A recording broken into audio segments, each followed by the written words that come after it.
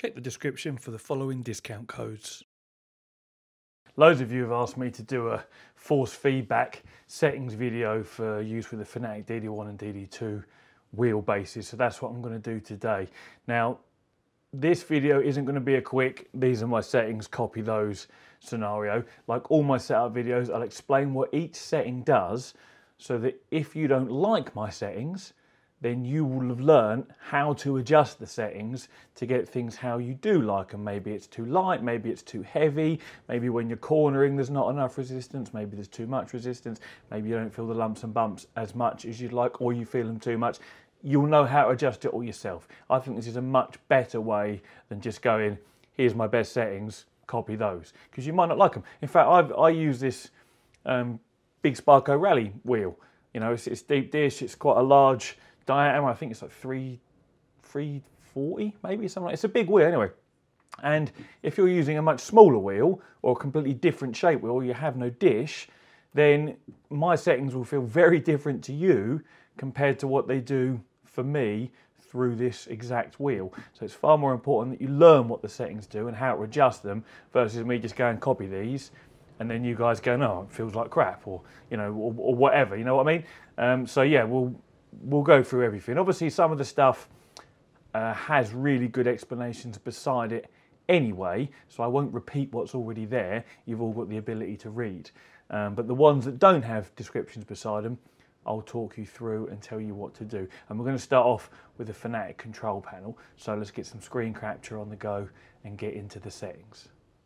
First things first, let's get up the Fanatec control panel, literally following your Fanatec control panel link. If you're running an older version of the Fanatec software, then you do this from the game controllers, USB game controllers panel in Windows. So what we see here, you see my wheelbase is plugged in. The wheelbase steering wheel, I've got a shifter obviously, and I've got the pedals as well, so they're all there, but we'll ignore that. What you have here in front of you is what they call the basic tuning menu. And to be honest, most things are here that you need to adjust, but we'll go through to the advanced one and you can see what's there as well. As you can see here, if you hover your mouse cursor over each setting, it gives you a good description of exactly what it does. So I won't just read those out for you.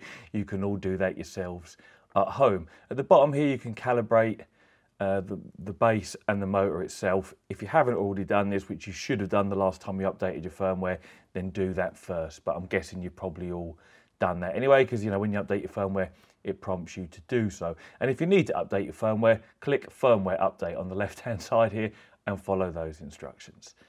But for today, it's more about the settings for Dirt Rally 2.0. So if we go to the tuning menu, this is the advanced mode. You can see it's the boxes ticked here. Auto setup mode at the top here, much like it described with this box that's just popped up, takes away the control from you and allows whatever game you're playing to take control of the wheelbase, assuming it has a preset in it for the wheelbase you're using. Anyway, let's just quickly go through these. Again, I won't describe what they do because you can just hover and read for yourself. Maximum steering angle is on automatic. I want that to adjust on a per car basis and a per game basis. Overall force feedback strength is at 100. If you don't have this at 100, it means none of your sims can use the full strength of the wheelbase, because this will be a blanket setting. If I set that at 50, every single sim or game I play will only have 50% of my wheelbase's motor strength available, and that just seems silly to me. Might as well have bought a CSL DD if I don't want to have full strength of the motor available. Force feedback scaling, linear, natural damper 25%, friction and inertia are off. Force feedback interpolation filter is at 6. The next 4 effects are all at 100%. So very simple. I haven't really changed a lot there because I tend to do everything in game. That way I haven't got to come in here and have a different setup for every sim I play. You know, most of our sims have a full suite of adjustments that you can make in there anyway. So these are the settings I use here in the Fanatec control panel. Very simple, not much I've adjusted at all. So next, let's get up Dirt Rally, and this is of course what we're here for. Let's go to our options, let's go to our input, and you will see primary steering device is my podium wheelbase DD1. Now this applies to the DD2 as well, all these settings. That just obviously has a greater maximum torque. The wheelbase itself behaves exactly the same otherwise. Now, if you go to device options, you must calibrate the wheel here. It's super important because otherwise the soft lock feature won't work. I'll explain what the soft lock feature is in a minute. So just click calibrate and obviously calibrate the wheel as per the instructions on the screen there. I won't show you that, it's easy enough to follow through. Next we go edit device. This is input settings. The only thing that's relevant to me here is steer left and steer right because I'm using that Sparco R15 rally wheel. It doesn't have any buttons or anything on it. If you're using a wheel with buttons on, obviously you can map them here, headlights, recover vehicle, roadside repairs, blah, blah, blah. You can do that. For me, I just have steer left and steer right. So we move on to the advanced settings. Now, this is where we get to the interesting stuff. Steering linearity. I want my wheel to work on a one-to-one basis with the wheels of the car in the sim. If you have a non-linear steering sort of acceleration, it means the more you turn the wheel, the more the wheels turn in the sim at an accelerated or multiplied rate rather than one-to-one. To me, I just don't like that. It's personal preference. You may like it. Some cars in real life have non-linear steering curves with electric power steering. You may prefer it. I don't. I want it to move one-to-one. I don't want it to be like not sensitive around the center point and then super sensitive around almost full lock. I want it to remain the same the whole way through, a linear response. So that's why that's there. Steering dead zone, you would only ever use a dead zone if you're using an old knackered wheelbase and you've got some sort of noise around the center position. And what I mean by that is it's registering left or right steering inputs when you're not actually turning the wheel, and you'd need to apply a dead zone to get out, you know, sort of dampen out those inputs that shouldn't even be there. So that shouldn't really apply to anyone using a DD1 or DD2. If your wheelbase is knackered, get rid of it and get another one. Steering saturation, this means, let's say you've got a lock of 900 degrees, it means you need to turn your steering wheel the full 900 degrees for your wheels in-game to be at full lock also. If you turn this down to 50%, you'd only need to turn the steering wheel half as far in real life to reach full lock on whatever virtual car we're driving in the simulator. Obviously, it makes sense to have that at 100%. Otherwise, the steering lock or degrees of rotation of your steering wheel in the game are meaningless because you're literally adjusting them here to be different, and that just doesn't make any sense. Throttle dead zone, if you rest your foot on the throttle, although why would you be resting your foot on the throttle and doing other things? I don't know. Again, if you've got a noisy throttle pedal and it's inputting throttle inputs, then you can apply a dead zone. But if you've got a noisy throttle pedal, you should have calibrated it in whatever your pedal manufacturer's software is, and you can calibrate it here in Dirt Rally 2. So you shouldn't really have noise with your foot off the pedal. But if you do, you can apply a dead zone to take care of that. Again, you shouldn't really have to. Throttle saturation, just like the steering saturation, 100% means you need to push the pedal all the way if it's maximum travel to register 100% throttle in the game. If you set it to 50, you only need to move the pedal 50% of its travel to reach 100% throttle opening in the game. I know these aren't force feedback or steering inputs, but I'm just going to go through them anyway because they're here. Brake dead zone, same thing. If you rest your foot on the brake when your left foot braking, you know, and it registers a little input, you can just add a dead zone in to get rid of that. You don't want to be slightly braking the whole time. And again, brake saturation, same thing. If you don't want to have to press the pedal all the way down, like maybe you've got a Logitech G923 or G920 or G29 and it's super hard and you're in a play seat challenge or something like that, then you would just bring that brake saturation down to 60 or 70% so you don't have to press the pedal so hard. Again, it doesn't really apply to us. Clutch dead zone, I rest my foot on the clutch, so I have a little 5% dead zone. Clutch saturation, 60% because I'm using the Fanatec V3 pedals and they have a simulated biting point which is round about 60% of its travel. That way, when I'm launching off the line at the start of a rally stage, I can bring my biting point, I bring my clutch up to where I feel I'm at the biting point, where those clutch springs are being released. And the car in Dirt Rally is also just about to creep forward. That way, when I launch, I haven't got to wait for my foot to travel from fully down on the clutch to fully up. It's literally there on the biting point, and there's, you know, a couple of hundredths of a second saved there. But again, as I say, these are not really wheel-based type stuff. But I thought I'd just go through them anyway. So let's go on to the vibration and feedback, which is the most important stuff after the Fanatec settings, really. Obviously, you want your vibration and force feedback on. Self-aligning torque. A car in real life, when it's travelling forwards, you get a gyroscopic effect through the front wheels that will centre the steering wheel, because your front wheels on the car will centre themselves due to their gyroscopic rotation. This is how strong that effect is here in the game.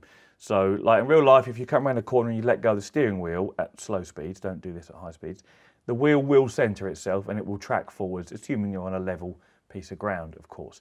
So this setting here basically is that. It's if you're travelling down a straight and you turn your steering wheel slightly left or slightly right, it's how much force the steering wheel tries to re-centre itself with. Nice and simple. Next one in the list, wheel friction. This is like a blanket weight of your steering wheel that applies across all the other settings we have here. So it's literally how heavy your steering wheel feels. Put it up to 100 and it will feel like you're driving a car with no power steering and 2 flat tyres.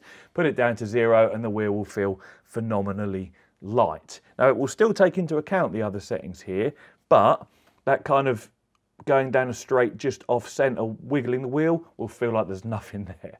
So for me, 10 seems to be about the right spot for me. Not too heavy, not too light.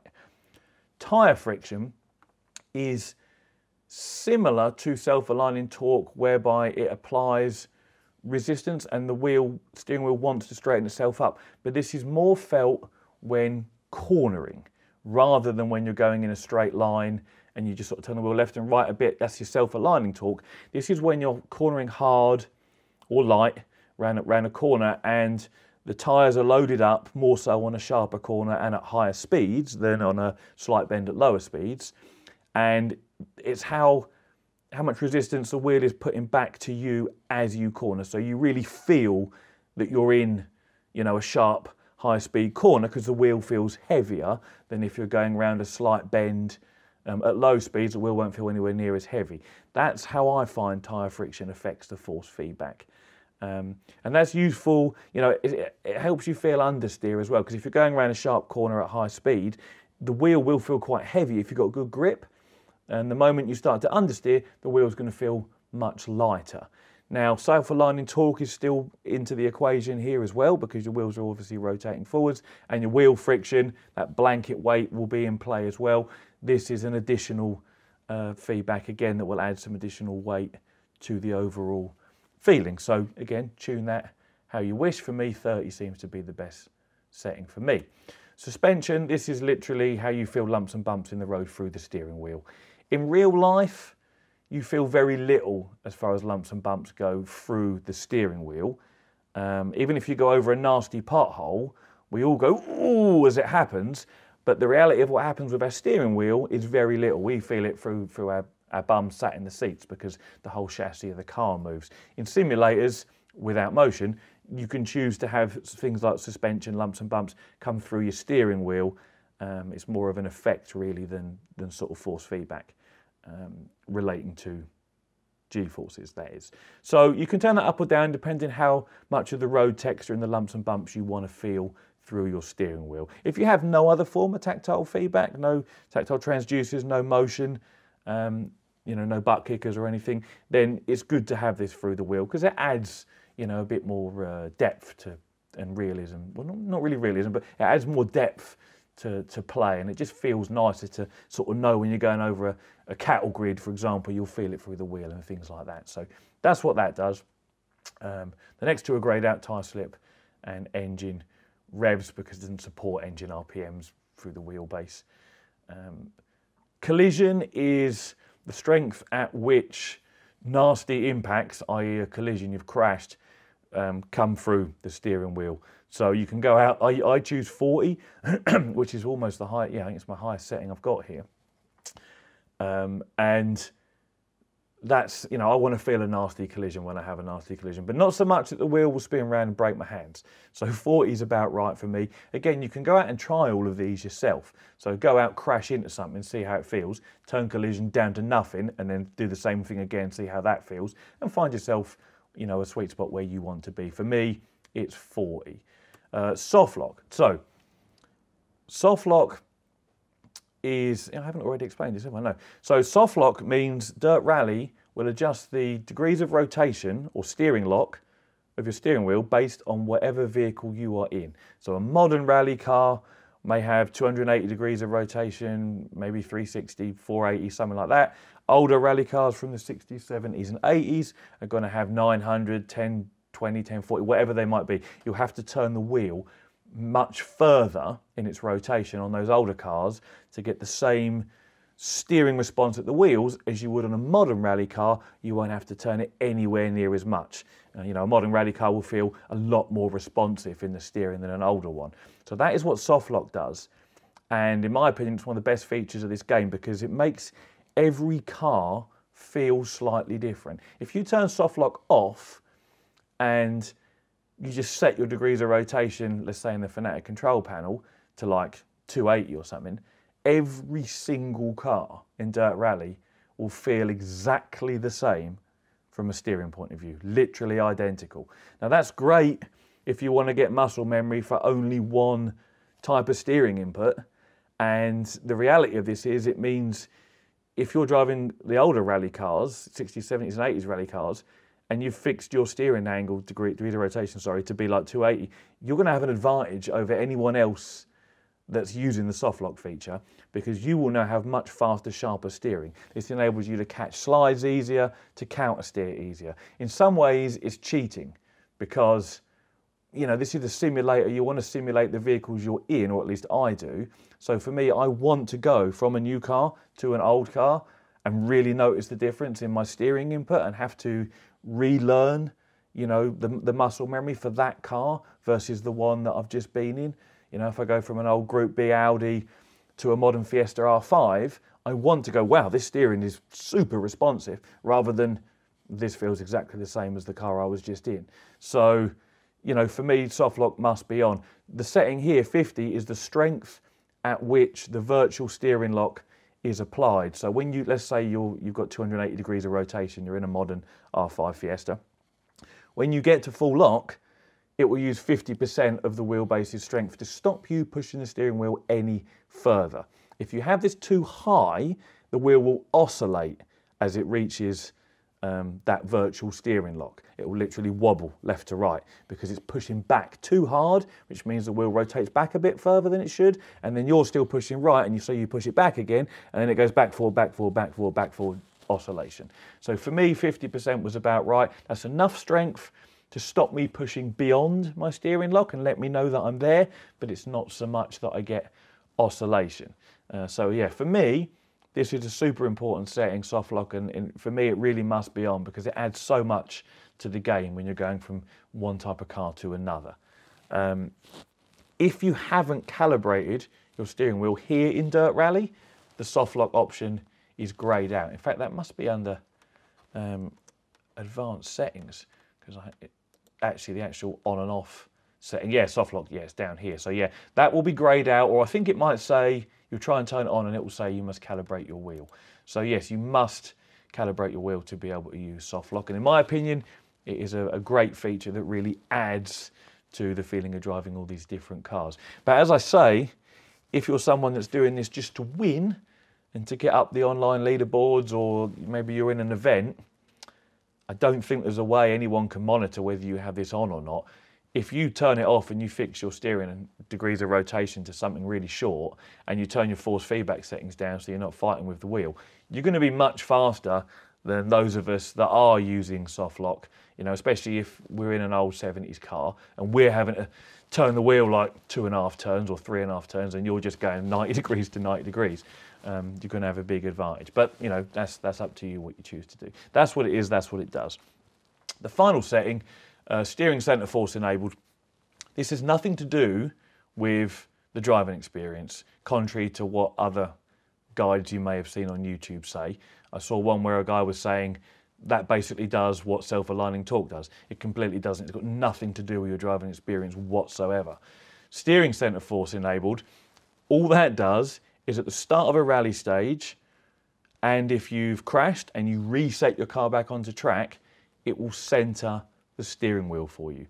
So if you have it off, and let's say you crashed at the end of your last stage and your wheels were full, let's say you went around a right hairpin and you crashed with your steering wheel full right lock, and you choose to restart the stage or even recover the car back onto the stage, the steering wheel will still be at full right lock. If you have steering centre force on, when you reset back on track or you restart the stage, your steering wheel will spin round and centre itself. That's all it does, nothing to do with the drive whatsoever. It simply puts your steering wheel back to centre position, ready for you to drive off in a straight line instead of going, oh, now, where was my steering wheel pointed? Because you can't tell by looking at it, you could have rotated it a whole turn. And then you put your foot down and your car shoots off to the left or shoots off to the right. So steering centre force, it should say force maybe, I don't know, I haven't worded it very well. 40, that's the strength at which it centres the steering wheel when it does that. If you have this at 100%, you run a high risk of breaking your fingers or your wrists if you forget that it's going to centre itself and you've still got your hands on the steering wheel. So don't have this centred too quickly or powerfully, because it could be a little dangerous. But as I say, it only does it at the start of a rally stage or when you reset your car back onto the track if you've had an accident. So that is all the settings. Any questions, stick them in the comments. Hopefully it's been helpful. I will do one of these for the CSL-DD as well. Not that you guys, if you've got a DD1 or 2, are probably going to watch that, but nonetheless, it's going to, and people with CSLs may not watch this, but either way, I'm going to do one. Anyway, as always, thank you very much for watching, and take it easy.